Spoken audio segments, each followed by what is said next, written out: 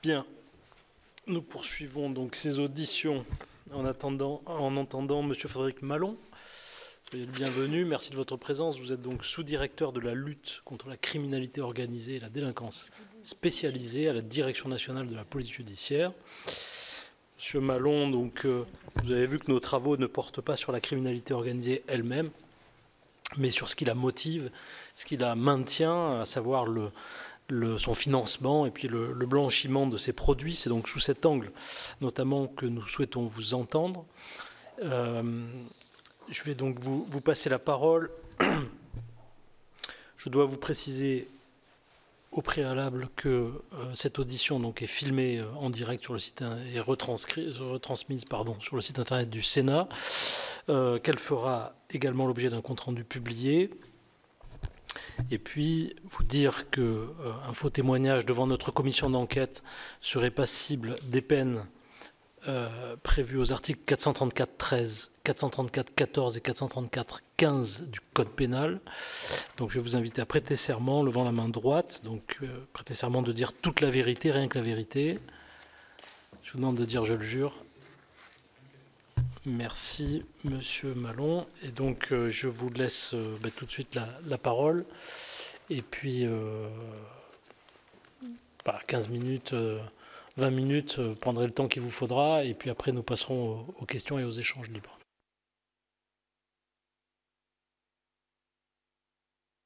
Okay. Donc peut-être je vais commencer par me présenter et vous expliquer peut-être en quelques mots mes fonctions.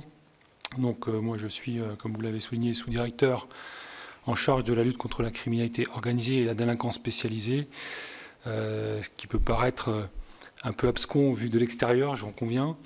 En gros, ma sous-direction, qui dépend donc de la Direction nationale de la police judiciaire, regroupe 6 offices centraux, plus quelques unités, on va dire, annexes. Mais je vais me concentrer essentiellement sur ces 6 offices centraux au départ pour vous les décrire, les détailler. Pour simplifier, 4 d'entre eux traitent principalement d'affaires liées à la criminalité organisée et 2 autres sont plutôt axés sur un volet de délinquance spécialisée. Vous allez très vite comprendre. J'évacue tout de suite ce qui concerne la délinquance spécialisée. C'est l'Office central de répression des violences aux personnes. Donc ce sont en fait c'est un office qui travaille sur les atteintes aux personnes au sens large, les homicides, les violences en tout genre, les affaires de nature sexuelle, les disparitions inquiétantes et qui a également un petit volet dérives sectaires. Donc pour l'essentiel de leur activité, ça n'a rien à voir avec de la criminalité organisée, ce sont des homicides de droit commun. Dans leur escarcelle ne figurent pas par exemple les règlements de compte entre malfaiteurs ou les enlèvements, séquestrations entre malfaiteurs. De la même manière, le deuxième office qui ne traite que d'affaires de délinquance spécialisée, c'est l'office mineur, qui a été créé il y a très peu, enfin il y a 18 mois maintenant, qui traite essentiellement donc d'une matière de mineurs victimes essentiellement d'abus sexuels. Donc à la fois les abus sexuels en ligne ou les abus sexuels hors ligne. Toute la délinquance pédocriminalité sur Internet ou en tout cas la pédocriminalité sur Internet étant la résultante aussi d'abus sexuels réels. Voilà, donc à part quelques affaires vraiment mineures, par exemple sur ce qu'on appelle le live streaming. Je ne sais pas si vous voulez que je vous explique un peu le live streaming. En gros, le live streaming, c'est quoi? C'est des achats en ligne d'abus sexuels sur mineurs. En général, les victimes sont dans des pays souvent le sud-est asiatique, les Philippines en particulier. Et puis les auteurs, enfin ceux qui commanditent des viols, parfois en direct, sont dans les pays occidentaux et en France en particulier. Et pour quelques euros, vous pouvez très bien commander des actes sexuels en ligne. Là, on a affaire effectivement à de la criminalité organisée, mais c'est un peu un phénomène, je dirais, à part. Mis à part donc ces 2 offices, l'office des violences aux personnes et l'office mineur, les 4 autres offices peuvent être amenés à traiter, donc ils traitent essentiellement d'affaires liées à la criminalité organisée. Le plus important d'entre ces 4 offices, c'est l'Office central de lutte contre le crime organisé. Bon, il y a une petite subtilité sémantique. Qui est en fait l'ancien Office central de répression du banditisme. En fait, c'est un office qui est chargé plutôt de lutter contre les atteintes aux personnes au sens large, les vols à main armée les plus importants, mais également quelques atteintes aux personnes, par exemple les règlements de compte ou les enlèvements, séquestrations entre malfaiteurs. Il traite également de tout ce qui est trafic d'armes, trafic de véhicules, et il possède une brigade spécialisée sur la criminalité organisée corse, avec une particularité qui est unique au sein de ma sous-direction, c'est qu'au sein de cette brigade spécialisée contre la criminalité organisée corse figurent à la fois des groupes, on va dire, criminels et des groupes financiers, spécialisés financiers. C'est les seuls chez moi qui traitent d'affaires de nature financière. À l'intérieur de cet office de lutte contre le crime organisé, on trouve également la Brigade nationale de recherche des fugitifs, voilà, qui, comme son nom l'indique, peut être amené à travailler sur les fugitifs les plus compliqués à retrouver. Le plus célèbre et le plus récent, c'est Mohamed Amra, évidemment. Voilà, donc c'est cet office qui œuvre dans ce type d'affaires. À côté de l'OCLO, ce qu'on appelle l'OCLO, 3 autres offices, l'Office central de répression de la traite des êtres humains. Alors, traite des êtres humains au sens français, c'est traite des êtres humains en vue de l'exploitation sexuelle de personnes, puisqu'au sens anglo-saxon, ça recouvre également d'autres types d'infractions liées par exemple au travail illégal ou à des filières d'immigration clandestine, donc qui sont traités par d'autres offices que celui de ma sous-direction. Donc nous, on se concentre essentiellement sur le proxénétisme et la notion d'infraction au sens large de traite des êtres humains. Le 3e office, qui est un office très, très spécialisé, c'est l'Office central de lutte contre le trafic de biens culturels, qui est composé donc pour moitié de policiers et de gendarmes. C'est une particularité aussi chez nous. Il est dirigé par un colonel de gendarmerie, alors que tous les autres sont dirigés par des commissaires de police. Cet office donc, a vocation, comme son nom l'indique, à traiter sur toute la délinquance autour des biens culturels. Ça peut être à la fois de la délinquance d'appropriation, des vols dans les musées, des vols dans les châteaux. Ça peut être des escroqueries, parce qu'on a aussi des faux en matière d'œuvres d'art, avec des contrefaçons ou des fausses œuvres d'art. Il y a également tout un trafic, je dirais plutôt de nature internationale, qui tient au commerce des œuvres d'art volées ou pillées, parfois sur des zones de conflit ou dans des pays où il y a des sites archéologiques. Je pense à l'Égypte, je pense à la Libye, je pense à des pays du Moyen-Orient essentiellement. Voilà un petit peu donc aussi cet aspect-là. Et on a parfois des affaires qui peuvent avoir un volet blanchiment, blanchiment de l'argent de la criminalité organisée au travers de l'achat d'œuvres d'art. Ça reste quand même, je dirais pour l'instant encore relativement limité, pour ne pas dire marginal. Et le dernier office qui dépend de ma sous-direction, c'est l'Office central de répression du faux monnayage, qui est également le plus ancien, puisqu'il aura bientôt 100 ans. Il est né en 1929, après la crise américaine, qui, comme son nom l'indique, donc a pour mission de lutter contre le trafic et l'usage de fausses monnaies, et qui également s'est vu adjoindre un autre volet, qui est celui de la lutte contre la contrefaçon industrielle. On ne traite pas de la contrefaçon d'œuvres d'art, c'est l'Office central des biens culturels, ni de la contrefaçon de médicaments, ça c'est un office gendarmerie par exemple, mais nous on est amené à traiter aussi certaines affaires en matière de contrefaçon industrielle.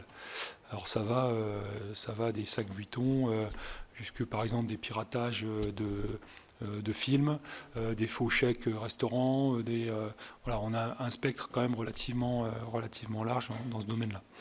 Donc ça, c'est une thématique que cet office a repris il y a 4 ans. Pourquoi ? Tout simplement parce que, à l'occasion de la crise Covid, on avait constaté que les faux billets étaient largement en baisse sur le sol français, puis même au-delà, bien au-delà. Évidemment, avec la crise Covid, je pense qu'une des conséquences, c'est que les gens payaient de moins en moins avec de l'argent en espèces sonnantes et trébuchantes, mais plus avec les cartes bancaires. Pour autant, ce constat, donc, à l'époque, nous avait conduit à nous réorienter, réorienter l'action de cet office sur d'autres thématiques, dont la contrefaçon industrielle. Je pourrais vous détailler plus avant si ça vous intéresse.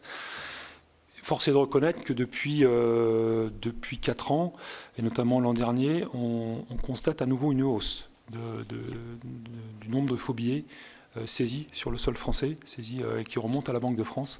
Là, on repart un peu à la hausse, avec deux types d'origine, on va dire. La principale, souvent, ce sont des groupes criminels organisés italiens, notamment napolitains, plus ou moins affiliés à la mafia napolitaine, la Camorra. Et le deuxième gros volet, c'est plutôt ce qu'on appelle, nous, la movie money, c'est-à-dire un peu la monnaie de singe ou la monnaie cinéma. C'est les billets qui viennent de Chine essentiellement. Ou si on regarde bien, c'est comme les contrats d'assurance, vous avez une toute petite mention qui dit que c'est des faux billets, enfin que c'est des billets pour s'amuser, mais en fait ça passe très facilement dans certains commerces et dans essentiellement les supermarchés et petits commerces. Donc on a aussi un vrai phénomène criminel avec des organisations derrière qui sont basées la plupart à l'étranger.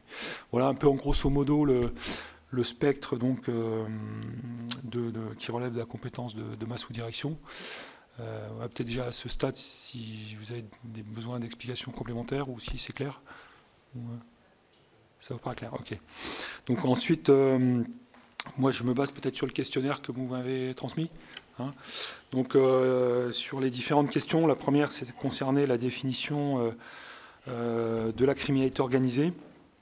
Et la deuxième partie, le corollaire, savoir si, selon mon expérience, celle-ci est plutôt spécialisée ou si on a affaire plutôt à une polycriminalité chez certains groupes criminels organisés. Donc sur la première partie concernant la définition de la criminalité organisée, alors en France, je ne vais pas vous apprendre qu'il n'y a pas véritablement de définition unique de la criminalité organisée. On a essentiellement l'article 706-73 du Code de procédure pénale qui vise plutôt une série d'infractions particulières, les plus graves, commises en bande organisée. C'est plutôt la bande organisée qui génère à ce moment-là la criminalité organisée. Quand on regarde ce qui se passe à l'étranger, là aussi il y a plusieurs types de définitions. Il y a par exemple celle d'Europol, qui se base sur 11 critères, dont 3 d'entre eux doivent être cumulés impérativement, les autres étant comment dirais-je, pouvant s'ajouter à ces 3 critères. Ces 3 critères impératifs, c'est un groupe d'au moins 3 personnes, suspectés de commettre des infractions pénales graves, et agissant dans un but de profit et ou de pouvoir. Ça, c'est les 3, c'est le socle commun, je veux dire, au niveau d'Europol, et puis ensuite on peut y adjoindre d'autres critères, comme par exemple une organisation spécifique à l'intérieur même du groupe criminel organisé, avec une répartition des tâches, l'existence du groupe sur une période relativement longue, une forme de hiérarchie ou de discipline à l'intérieur de ce groupe, un volet aussi international, une dimension internationale, le recours à la violence, à l'intimidation, le recours au blanchiment pour blanchir cet argent, certain argent sale, etc. etc. On a également au niveau international la Convention de Palerme de 2000 sur la criminalité organisée qui a adopté aussi un autre type de définition qui est groupe structuré de 3 personnes ou plus existant depuis un certain temps, agissant de concert en vue de commettre une ou plusieurs infractions graves pour en retirer un avantage financier ou matériel. Donc, moi, si vous voulez, de par mon expérience, je dirais que la définition qui se rapproche le plus, à mon sens, de la réalité, c'est plutôt la dernière, celle de la Convention de Palerme, avec un groupe d'au moins 3 personnes qui commettent des infractions graves. Qui dit criminalité dit, à mon sens, aussi crime au sens pénal français, c'est-à-dire passible de la cour d'assises. Un groupe qui existe aussi dans le temps, qui dure dans le temps, qui est relativement donc structuré avec un chef, avec une répartition des rôles. Et puis surtout le but il est celui de gagner de l'argent et de s'enrichir au maximum, quels que soient les moyens. Voilà un petit peu moi ce que je pourrais synthétiser sur ces différents types de définitions, celle qui me paraît être la plus proche de ce que je constate dans la réalité. Parce que les groupes criminels organisés, en fait, il y en a de différentes tailles ou d'importances diverses. Quand on dit 3 personnes, déjà, ça peut être 3 personnes qui veulent commettre un vol à main armée ou qui ont un projet d'attaquer, je ne sais pas moi, un centre fort, ou en général, ils sont plus que 3, mais ou une banque ou autre chose. Mais après, vous avez des groupes qui sont beaucoup plus structurés. Les mafias italiennes, les mafias albanaises, les groupes criminels balkaniques, les mafias, les cartels mexicains, etc. En France, on pourrait citer par exemple actuellement la criminalité organisée corse, les groupes marseillais comme la DZ Mafia par exemple, qui sont peut-être plutôt une nébuleuse un petit peu de différents sous-groupes. Voilà, donc tout ça pour dire que les groupes criminels, voilà, ça peut aller de 3 à, je ne vais pas dire plus l'infini, mais en tout cas un nombre quand même relativement important. Pour ce qui concerne la France, je dirais que la majorité de ces groupes sont quand même, je dirais, monocriminels. Ils sont plutôt spécialisés sur un type d'infraction. Ça peut être les stupéfiants, ça peut être la traite des êtres humains, ça peut être les œuvres d'art ou la fausse monnaie. Pour autant, c'est pas une vérité absolue pour l'ensemble des groupes criminels, parce qu'on a des groupes criminels qui peuvent à la fois faire évidemment du trafic de stupéfiants, mais qui peuvent en même temps se livrer à de la fausse monnaie, du trafic de fausse monnaie, du trafic de voitures, qui peuvent un peu aussi répartir les différents champs infractionnels entre ses membres. Par exemple, actuellement, la DZ Mafia, on voit que d'un côté, il y a eu le trafic de stupéfiants. Il y a maintenant un phénomène d'extorsion, de raquettes, où ils essayent aussi de récupérer de l'argent, voire la direction de certains établissements de nuit, des commerces, des bars, par des méthodes de raquettes. Et puis en même temps, ils se livrent au trafic d'armes, ils commettent des homicides, ils commettent aussi des enlèvements, séquestrations, peut-être d'autres groupes concurrents pour également soit récupérer des parts de marché, soit récupérer de l'argent. Donc voilà, on peut aussi, sous cet angle-là, considérer que certains groupes criminels ont une activité polycriminelle, en quelque sorte. Voilà. Donc ça, c'est voilà ce que je peux dire peut-être pour cette première question. Peut-être si ajouter aussi une chose, c'est que les groupes criminels, dans cette optique de profit, de recherche de profit, sont aptes aussi à nouer des alliances entre eux. On l'a vu, on le voit régulièrement au travers des affaires, mais on l'a vu particulièrement au travers de l'affaire Sky ECC. Je ne sais pas si ça vous parle. Ouais. C'est donc au travers de tous ces centaines de millions de messages qui ont été décryptés sur l'application Sky ECC. On voyait par exemple des alliances entre les groupes albanais, les mafias colombiens ou les cartels colombiens, avec les mafias italiennes, mais parce qu'il y avait un intérêt commun, par exemple dans le trafic de stupéfiants, à travailler ensemble. On sait qu'aujourd'hui, il y a de plus en plus de mafieux albanais qui sont implantés en Colombie. On voit apparaître en Europe et en France, on commence à voir des Mexicains.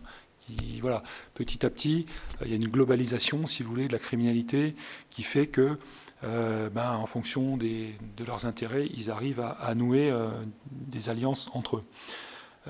Monsieur le directeur, je vous interromps, si vous permettez, juste pour une intervention de Madame la rapporteure. Pardonnez-moi, vous avez proposé tout à l'heure une question. J'en ai peut-être une qui vient juste pour conclure votre première partie d'exposé.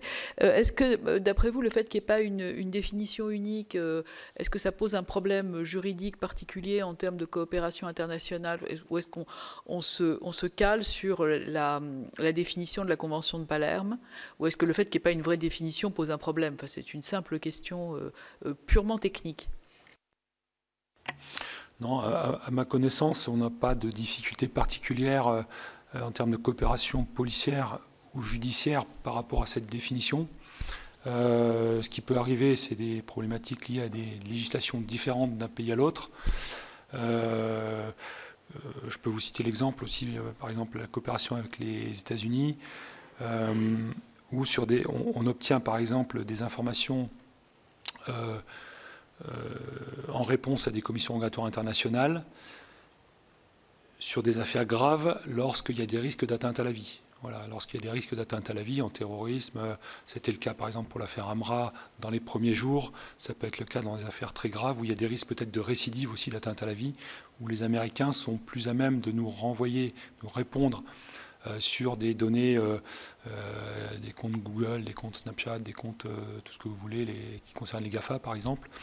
En revanche, dès qu'on n'est plus sur ces risques majeurs, je dirais, d'atteinte à la vie, là, on a beaucoup plus de difficultés. On rentre dans un droit commun, si vous voulez, pour obtenir ces informations. Mais à mon sens, je ne pense pas que la définition de la criminalité organisée, l'absence en tout cas en France, ait une influence négative sur cette coopération. Je n'ai pas d'exemple en tête en tout cas. Voilà. Ouais, puis juste pour terminer, juste pour terminer sur cette première question, je parlais des alliances, mais je peux aussi évoquer également l'organisation interne d'un groupe criminel qui peut spécialiser certains de ses membres sur justement certains volets infractionnels. Je pense par là aux groupes criminels qui sont principalement dans les stupéfiants, mais il peut y avoir un volet de ceux qui sont chargés de voler les voitures, ceux qui sont chargés de la logistique, trouver des téléphones, trouver par exemple des box pour remiser des véhicules volés, trouver des collecteurs pour blanchir l'argent, etc. Donc il peut y avoir une spécialisation des tâches, une taylorisation peut-être, je ne sais pas si on peut employer le mot, au sein même d'un groupe criminel organisé. Voilà pour cette première question. Si vous souhaitez, je passe à la suivante. Donc, quelle part tiennent la lutte contre le financement et le financement de la criminalité organisée et contre le blanchiment dans vos activités? Donc, ma sous-direction, vous l'avez compris, pour l'essentiel de ces missions, n'est pas fondée à traiter du financement de la criminalité organisée, voire du blanchiment, sauf, donc, je vous disais tout à l'heure, sur la Brigade nationale de lutte contre la criminalité organisée Corse, qui peut avoir quelques dossiers financiers, et parfois l'Office central de lutte contre le trafic des biens culturels, qui peut aussi avoir quelques dossiers où il y a un volet blanchiment. Pour le reste, je dirais que ce qu'on appelle, nous, les infractions plutôt financières, se limite à aux recherches patrimoniales des malfaiteurs, aux recherches patrimoniales de ces groupes, en vue, évidemment, à un moment donné, de saisir les biens mal acquis, les biens acquis de manière illicite, en tout cas, peut-être qui ont pu être blanchis par l'argent sale résultant de leur activité criminelle. Si, par contre, nos enquêtes révèlent un besoin de travailler également sur un volet blanchiment, à ce moment-là, on recherche une cosaisine avec un service spécialisé, qui soit un service central ou un service territorial. Voilà, et quand je parle de service central, c'est essentiellement l'Office central de la répression de la grande délinquance financière. Ça peut être un GIR en territoire, ou ça peut être un service financier territorial qui serait compétent par rapport à la zone de commission de l'infraction. Et concernant le travail de recherche patrimoniale, effectivement, là aussi, on a beaucoup évolué et progressé au sein des offices dits criminels dans ce domaine-là, puisque maintenant, donc, la plupart des enquêteurs sont formés. Ça devient en fait une tâche, je dirais, systématique dans les enquêtes. On sait que, voilà, il est toujours préférable de toucher également les malfaiteurs au portefeuille, quand bien même on sait bien de les mettre en prison, on est toujours content, nous, de les mettre hors d'état de nuire, mais les toucher au portefeuille, on pense que c'est également ça qui leur fait davantage mal, on va dire. Voilà. Donc du coup, j'ai un peu peut-être débordé sur la troisième question. Juste, pardon, je vous interromps, excusez-moi. puisqu'on a auditionné en fait juste avant vous la sous-direction de la criminalité financière. Donc vous parlez de cette articulation finalement entre votre sous-direction et celle de la criminalité financière. Est-ce qu'il arrive que ça aille dans l'autre sens, c'est-à-dire que la criminalité financière détecte des groupes criminels organisés et du coup induisent en fait chez vous les enquêtes? Alors oui, tout à fait, ça marche dans les deux sens. C'est-à-dire que leur service initie aussi des affaires. Et ben, si d'aventure attaquer l'affaire par le volet financier débouche sur des infractions de nature criminelle, bah, évidemment, ils vont rechercher également cette cosaisine. Je dois avouer qu'en pratique, ce qui se passe le plus souvent, c'est des cosaisines à ce moment-là avec l'OFAST sur les trafics de stupéfiants. C'est ce qui se révèle le plus facilement. Pardon. Voilà. Après, voilà, ça fonctionne dans les deux sens, évidemment. Donc, s'agissant de la troisième question, donc la généralisation des enquêtes patrimoniales et des enquêtes économiques, vous paraît-elle souhaitable parallèlement aux enquêtes sur les réseaux criminels? Est-elle possible au regard des ressources dont dispose la police judiciaire? Souhaitable, bien évidemment. Souhaitable, puisque maintenant, comme je vous l'expliquais, c'est devenu un réflexe dans les enquêtes, en tout cas géré à notre niveau, au niveau des offices centraux. C'est devenu un réflexe de travailler également sur ce volet patrimonial. On a également, nous, des suivis statistiques mensuels, annuels, sur les volumes d'avoirs criminels saisis. Et on voit donc tous les ans, ça augmente, donc ce qui est plutôt bon signe. Après, évidemment, c'est une charge de travail supplémentaire qui génère donc des heures fonctionnaires supplémentaires. À ce stade, je dirais qu'au niveau de nos services centraux, elle est parfaitement intégrée donc dans les mécaniques d'enquête, dans la méthode d'enquête, dans la méthodologie. Certes, ça prend un peu plus de temps, mais d'un autre côté, en tout cas au niveau central, elle n'est pas, comment dirais-je, elle n'est pas infaisable. Je veux dire, et voilà, et puis sur le volet patrimonial, je dois préciser quand même que on fait le travail basiques, les fondamentaux des recherches patrimoniales, dès lors que ça devient un peu plus complexe. Par exemple, si on fait apparaître des sociétés à l'étranger, s'il y a des biens particuliers qui relèvent de procédures spécifiques pour les saisir, évidemment, on peut faire appel également à la plateforme d'identification des avoirs criminels de l'OCRGDF qui est spécialisée pour assister les services d'enquête dans ces saisies d'avoirs criminels. Donc, l'avantage de pouvoir travailler, je dirais, sur un même site à Nanterre avec les autres offices financiers, c'est de nature quand même à nous aider, faciliter les contacts, le dialogue. Tout le monde se connaît, on se voit tous les jours, les enquêteurs se connaissent. C'est quand même, ça ne peut que participer à l'efficacité de cette tâche.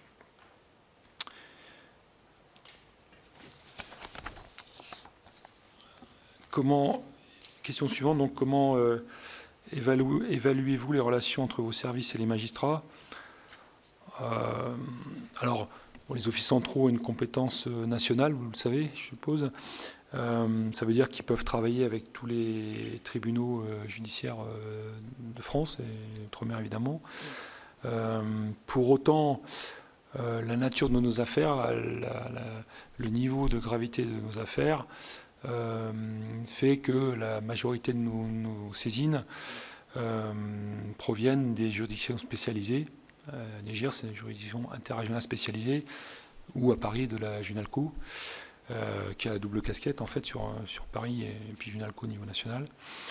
Donc, ce que je veux dire par là, c'est que les GIRS, elles sont quand même en nombre limité, que très rapidement les gens se connaissent, il y a des relations de confiance qui se créent, qui se nouent. Moi, ce que je qualifierais, les relations sont bonnes, il n'y a pas de difficulté particulière avec ces magistrats. Parfois, on travaille avec des parquets qui ne sont pas des parquets spécialisés. Là, il peut peut-être y avoir des difficultés, mais qui sont liées souvent à, je pense, pas dire un déficit de connaissances, mais peut-être un manque d'expérience de certaines juridictions territoriales qui ont moins l'habitude de travailler sur des affaires de criminalité organisée de haut niveau. C'est assez rare malgré tout. Hein. Je dirais que globalement, voilà, les relations avec les magistrats sont très bonnes. Il y a pas de, moi, j'ai pas de problématique particulière là-dessus. La 5e question, donc les magistrats du PNF indiquent conduire eux-mêmes certaines enquêtes. Cette pratique est-elle courante dans d'autres juridictions? Moi, j'ai pas connaissance de magistrats qui font les enquêtes eux-mêmes concernant les affaires de ma sous-direction. Parce que la plupart, ils sont overbookés, ils sont submergés de dossiers, ils ont autre chose à faire. Alors, sauf parce que de temps en temps, il y en a un qui a envie de faire une audition ou un acte particulier dans une enquête, mais la charge de travail est telle. Et puis ce que je vais vous expliquer par la suite sur les difficultés qu'on rencontre, davantage illustrer également ce propos, sur le fait que pour nous, moi, j'ai pas connaissance de magistrat qui diligente lui-même des enquêtes sur le haut du spectre de la criminalité organisée. J'en arrive donc à cette 6e question sur les difficultés que vous rencontrez au cours de vos enquêtes. Alors là, évidemment, c'est pas les difficultés spécifiquement liées sur les affaires financières, hein, c'est au sens large, je dirais. Il y a des difficultés de toute nature, en tout cas de différentes natures. Je vais essayer de vous résumer l'essentiel. Il y a d'abord des difficultés d'ordre technique, puisque aujourd'hui, les criminels utilisent aussi les moyens techniques modernes, par exemple, ne serait-ce que les téléphones portables qui sont des ordinateurs en fait aujourd'hui. Hein. Mais les malfaiteurs aujourd'hui, ils utilisent les réseaux sociaux, les messageries cryptées.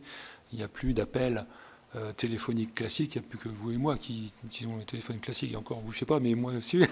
Mais aujourd'hui, on est sourd sur la téléphonie classique, sur les interceptions téléphones classiques. Et on est sourd également sur les contenus et sur les messages vocaux qui peuvent s'échanger par les messageries style Signal, WhatsApp, Telegram, ou j'en passe des meilleurs. Donc ça, c'est une première difficulté. Il y a des difficultés qui sont liées aussi aux contre-mesures, ce que j'appellerais les contre-mesures que peuvent utiliser certains malfaiteurs, justement, qui sont parfaitement informés des méthodes policières, puisque comme on écrit tout dans les procédures, ils sont les premiers à les lire, à les disséquer, et s'ils ne les comprennent pas, leurs avocats leur expliquent. Et puis du coup, on peut les attraper une fois, mais la deuxième fois, c'est plus compliqué. Donc c'est cela que j'appelle des contre-mesures. C'est des contre-mesures, par exemple, quand on met une balise sous un véhicule pour avoir un point GPS de localisation, ils ont des détecteurs de balises. Quand on met des sonorisations dans des véhicules, ils ont des brouilleurs d'ondes. Pour tout ce qui est téléphonie, donc même si on n'a pas les contenus, on peut avoir certaines informations techniques, par exemple une adresse IP qui peut être connectée à un site internet consulté, ou on peut avoir des données de géolocalisation, parce que votre téléphone, quand il n'est pas éteint, même s'il n'est pas en communication, il est toujours relié à une borne sur le territoire français, donc ce qui peut nous donner aussi un point Internet, une géolocalisation Internet. Mais là, à ce moment-là, ils peuvent utiliser des VPN pour anonymiser, on va dire, leur localisation. Ils utilisent aussi ce qu'on appelle des routeurs. Les routeurs, c'est quoi? C'est, pour faire simple, c'est une espèce de box Wi-Fi portative que vous pouvez emmener avec vous, du coup, vous n'avez plus besoin d'avoir une puce, vous avez votre box qui sert de relais avec le réseau Internet. Ils utilisent les messageries cryptées, ils utilisent aussi des messages éphémères. Quand ils communiquent entre eux, ils vont s'envoyer un message en disant dans les 5 minutes, le message disparaît. Ce qui fait que plus tard, si vous saisissez le téléphone, vous voulez connaître le contenu, il n'existe plus.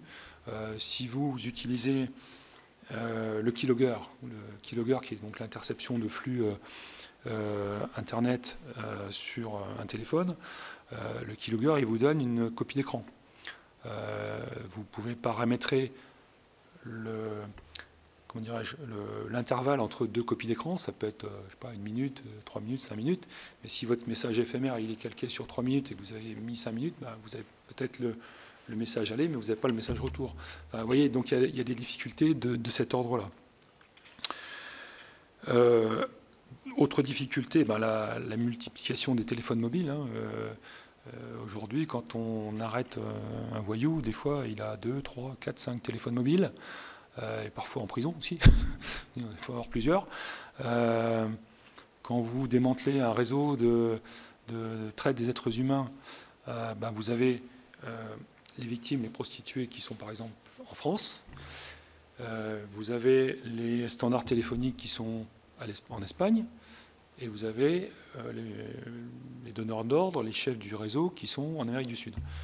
Eh bien, le standard téléphonique, vous avez 50 téléphones portables dans une même salle, avec évidemment un qui correspond à chaque fille, pour prendre les rendez-vous des victimes. Donc, évidemment, quand vous tombez sur ce standard, après, il y a du travail aussi en exploitation. Voilà, ça multiplie. Et si vous trouvez un téléphone, vous n'avez pas forcément les 49 autres qui sont à côté. Donc, tout ça, ça rend plus difficile les investigations. Quand je parle de téléphones multiples, c'est aussi des téléphones qui parfois sont aussi éphémères, qui vont durer 3 jours, 4 jours, et puis ils en changent, etc. Donc vous mettez déjà un peu de temps pour les trouver. Une fois que vous les avez trouvés, il faut recommencer parce qu'ils en ont changé, et ainsi de suite. Donc ça, c'est des vraies difficultés. Et puis, les véhicules aussi.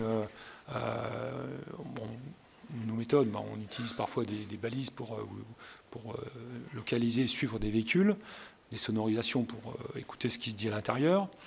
Mais pour autant, les groupes criminels aujourd'hui, ils changent de voiture comme moi je change de cravate, si vous voulez, et ils ne sont jamais à leur nom. Donc oui, vous allez peut-être identifier un véhicule le lundi, le mardi vous allez sonoriser, puis le mercredi il sera passé à un autre individu, soit du groupe, soit il sera refourgué dans la cité à une autre personne. Enfin, ça multiplie les difficultés pour travailler sur ces gens-là, sans trahir de secret, mais dans l'enquête AMRA, c'est ce qu'on a vécu au quotidien. Voilà, c'est des difficultés de cet ordre-là. L'usage de prête-noms, pour louer des appartements, pour louer des voitures, pour acheter des téléphones. Donc là aussi, on a des gens qui sont souvent des femmes d'ailleurs, parce que la femme, ça passe mieux pour acheter ou louer un bien pour des malfaiteurs. Voilà, donc petit à petit, on multiplie ces difficultés. Difficultés également liées à ce que bon nombre d'informations techniques sont à l'étranger, sont conservées à l'étranger. Je parlais tout à l'heure des GAFAM. À chaque fois, ça suppose donc... alors, on commence d'abord par interroger, envoyer une réquisition au bureau national de ces GAFAM, par exemple bureau Google, bureau Snapchat, qui sont en France. Mais on n'a en général qu'un embryon d'éléments de réponse. Si on veut vraiment avoir des éléments un peu plus complets, il faut adresser une commission rogatoire internationale aux pays concernés, donc là en l'occurrence les États-Unis. Ça met parfois 1 an et demi avant que ça nous revienne. Donc 1 an et demi, il s'en passe des choses et voilà. Vous prenez Airbnb. Airbnb, le siège est en Irlande, donc soumis au droit irlandais. Droit irlandais, donc droit anglo-saxon. En gros, Airbnb, si vous leur faites une réquisition pour savoir, tiens, est-ce que un tel a loué un appartement Airbnb en France, vous dire mais pourquoi et comment, et on va savoir pourquoi vous nous faites cette réquisition. Enfin, on est souvent limite violation du secret de l'enquête. On oblige de justifier pour avoir un minimum d'informations. Et on n'est pas sûr au final que, c'est des dangereux malfaiteurs, on va couper le compte. Voilà, Airbnb d'initiative va couper le compte. Ce qui fait que derrière, le propriétaire il va dire moi je vais évacuer mes locataires. Le locataire, on travaille sur moi. Enfin, ce que je veux dire, c'est compliqué derrière. Donc parfois, on évite de faire des réquisitions Airbnb pour justement ne pas non plus pénaliser le succès de nos enquêtes. Telegram, bon, alors Telegram c'est peut-être le mauvais exemple, mais Telegram pendant des années, des mois, il refusait carrément de répondre à nos réquisitions. Bon, la justice parisienne, française, a eu la bonne idée de demander la mise en garde à vue du PDG de Telegram, donc très bien, ça a débloqué complètement la situation. Depuis, ils répondent à nos réquisitions. Pour autant, il faudra peut-être le faire pour d'autres, parce qu'il y en a d'autres qui répondent pas non plus. On signale, voilà, et ils ne connaissent pas ce que c'est qu'une réquisition judiciaire. Enfin, je peux en citer d'autres, hein, mais voilà. Donc ça, c'est des difficultés du quotidien pour obtenir des informations vraiment déterminantes dans nos enquêtes. Je vous parlais tout à l'heure du keylogger. Le keylogger, donc, c'est une technique spéciale d'enquête qui légalement est introduite dans le droit français en 2011, qui en pratique a commencé à commencé vraiment à s'intéresser à sa mise en œuvre en 2018. Donc on a perdu un peu de temps. D'autres pays ont été plus rapides que nous. Et nous, on a fait le choix d'une solution souveraine, étatique, dont la mise en œuvre a été confiée à la DGSI. Le constat qu'on fait aujourd'hui, et je ne jette pas la pierre à DGSI, c'est pas ça, mais le constat aujourd'hui, c'est que le keylogger, c'est pas une solution technique qui fonctionne à 100%. Le keylogger, ça va marcher dans peut-être 20% des cas. Sur certains appareils téléphoniques particuliers, on n'est pas capable de mettre un keylogger sur tous les téléphones, tous les modèles de téléphone. Et puis quand ça marche, ça va marcher des fois 2 jours, des fois 3 jours. Dès qu'il y a une mise à jour de l'opérateur, hop, ça va faire sauter le piège. Ou dès que le téléphone, la batterie s'éteint, ça fait sauter le piège. Enfin, vous voyez, c'est pas techniquement au point. Pour autant, quand ça marche, c'est super. Mais voilà, encore des progrès techniques à faire en la matière. Et je sais que la DGSI y travaille d'arrache-pied pour essayer de s'améliorer. Mais nous, ce qu'on constate, c'est quand même d'autres pays ont des outils plus efficaces, en tout cas dans ce domaine-là. Et je pense qu'aujourd'hui, pour contrer toutes ces contre-mesures, tout ce que j'ai appelé contre-mesures, toutes les utilisations de messagerie cryptée, etc., c'est le meilleur outil qui puisse exister. Voilà. Mais aujourd'hui, vous avez 3 façons d'insérer un piège dans un keylogger dans un téléphone. C'est soit vous avez le téléphone en main, c'est le plus facile, mais bon, ça n'arrive pas souvent. Un type qui passe à la douane, enfin qui revient de l'étranger, à la limite, un peu récupérer son téléphone. Voilà, ça peut marcher, mais bon, c'est assez rare.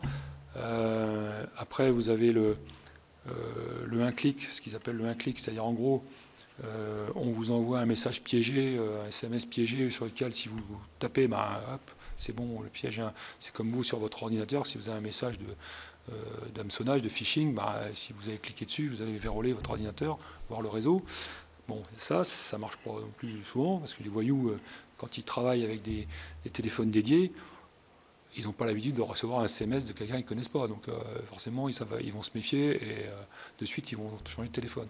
Et puis après, vous avez le 0-click. Alors ce qu'ils appellent le 0-click, ce n'est pas vraiment le 0-click.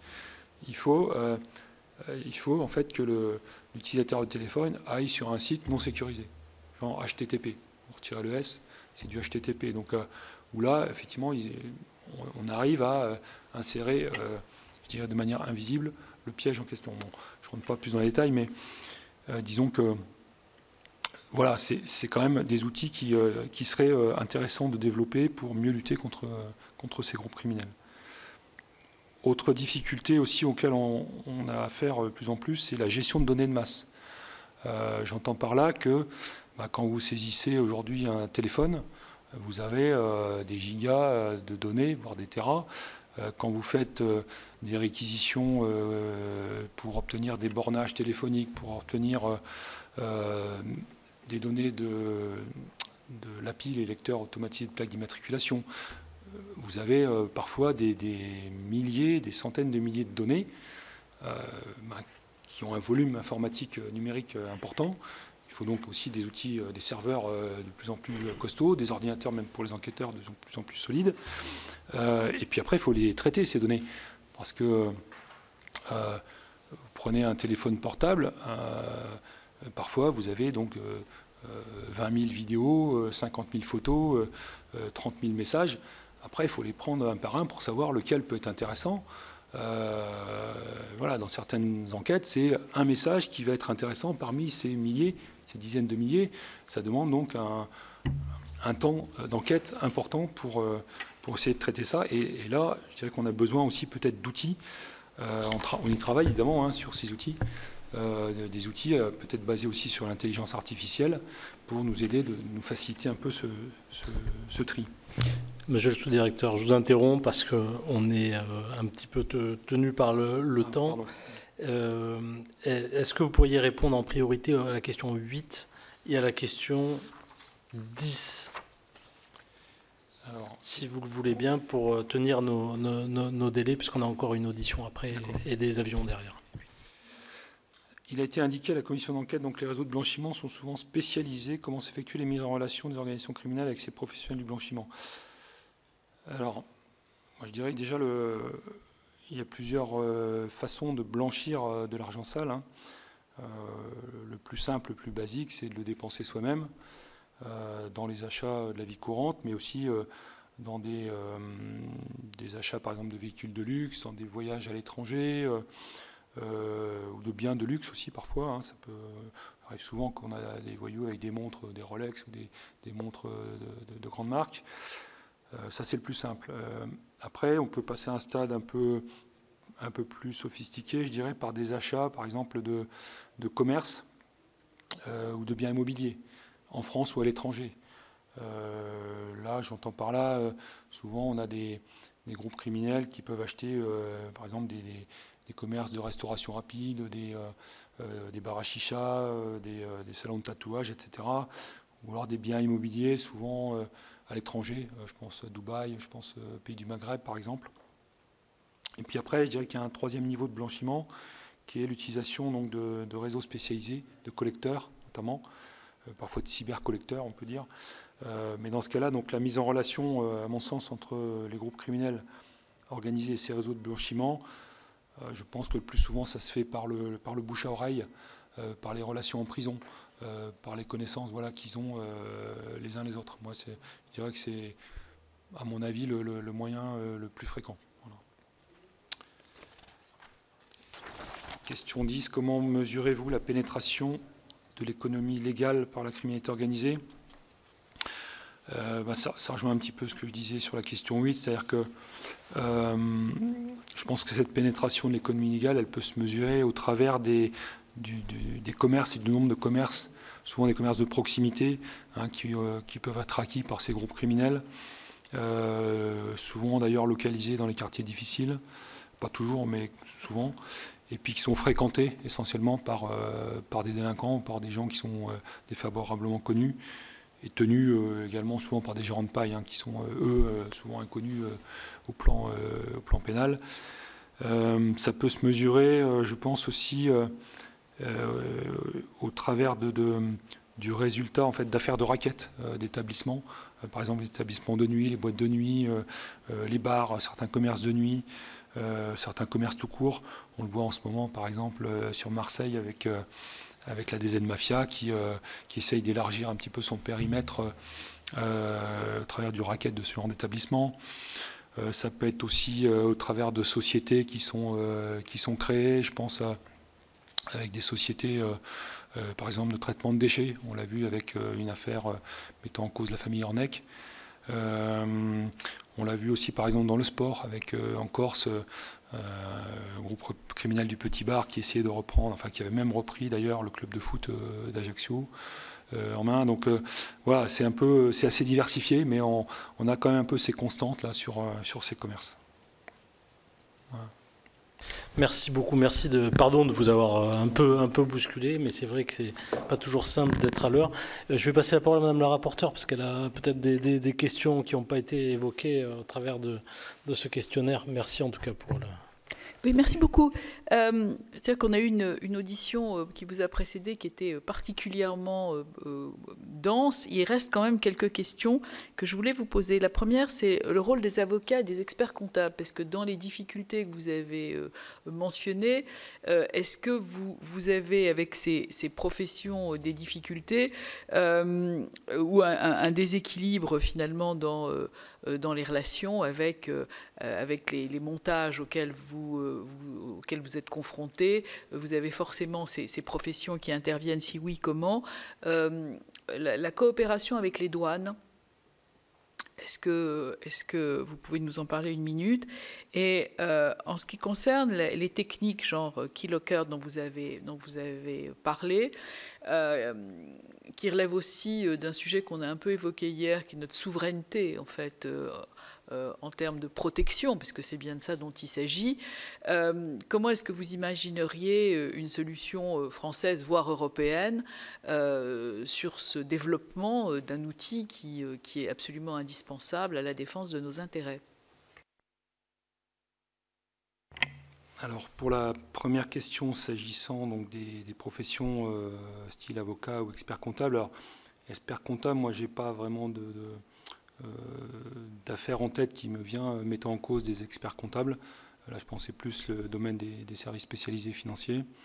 Les avocats, c'est pas tant sur le volet financier, donc on les voit, on a plus affaire à des avocats spécialisés dans la défense de certains groupes criminels organisés, qui sont voilà, ou parfois on a aussi comment je pourrais dire ça, je ne suis pas sûr qu'ils respectent totalement la déontologie propre au barreau dans ce qu'ils doivent dire à leurs clients ou à d'autres. J'en veux pour preuve par exemple une affaire où on sait qu'une avocate d'un mis en cause qui était incarcéré, voilà, lui rendait compte d'autres affaires criminelles mettant en cause d'autres clients. Oui, donc, parce que ce type-là était un petit peu un chef de groupe criminel. Donc il suivait un petit peu ce qui se passait au travers de ses lieutenants qui étaient encore à l'extérieur par le biais de cet avocat. Voilà après ce que je peux dire sur cette première question. Sur les douanes. Sur les douanes, alors les douanes, nous on a très peu de relations, je dirais, avec eux dans notre domaine, un petit peu sur le trafic de biens culturels, où on peut avoir voilà, certaines affaires, notamment internationales, qui peuvent passer les frontières et où on peut travailler aussi, par exemple, avec les douanes, parce que ce sont les douanes qui soit découvrent initialement dans un contrôle des biens culturels suspects, soit où on a besoin d'eux pour contrôler justement des objectifs qui pourraient ramener de l'étranger des biens culturels suspects. Donc, mais ça reste quand même assez marginal. L'essentiel, je pense, de la collaboration avec les douanes concerne plutôt le trafic de stupes, et donc ça déborde de ma sphère de compétences. Et puis la dernière question sur le keylogger, je pense effectivement, si on reste sur une position de souveraineté, d'outil de souveraineté, je pense que là, il faudrait à ce moment-là renforcer les moyens humains, peut-être financiers de la DGSI, pour avoir davantage d'ingénieurs à même donc de travailler sur l'amélioration des pièges. Voilà, pour vraiment développer des outils plus performants voilà, au bénéfice des services spécialisés. Je pense que c'est ça là. Si on reste sur ce principe voilà, de souveraineté. Voilà. Je sais pas.